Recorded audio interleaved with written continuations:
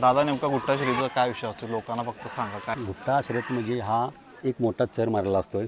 तो 400-450 फुटाचा चर असतोय.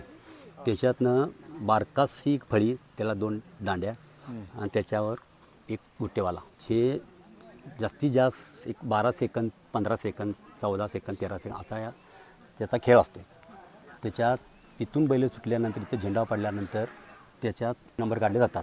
मग ते सेकंदवर नंबर असतात किंवा पॉईंटवर नंबर असतात.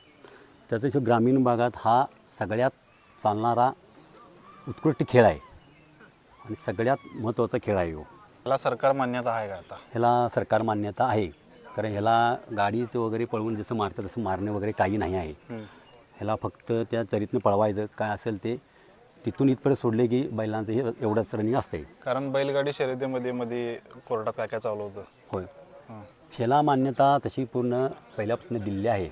कारण हा एक नांगरीचा खेळ किंवा चिखली खेळ असं म्हटलेलं आहे. की म्हणजे एक प्रकारचं आऊतच असल्यासारखं आहे ते. आता हे ग्राउंड आहे, त्यात कसं काय काय असतं? एक बैल कुठनं येतो आणि कुठं जातोय सांगा जरा. हे ग्राउंड म्हणजे तिथून बैल इथनं मोकळी जातात. बैल तिथं घड्याळवाले असतात. तिथून बैल सुटले की इथं झेंडावाला असतोय. इथं झेंडा पडला की टायमिंग तिथनं घड्याळाला धरलं असते. त्या टायमिंगवर बरोबर तिने तो नंबरही करतात. मग पुन्हा जे कमी सेकंदमध्ये पळतील त्याला नंबर त्याचा नंबर असतो. नंबर असतो. हां, साधारण किती बैल येतात तिथे जोडी? 45च्या हे पळवीन हे करणे ह्याच्यातच आम्हाला समाधान वाटतंय. मन उधाण वाऱ्याचे गुज पावसा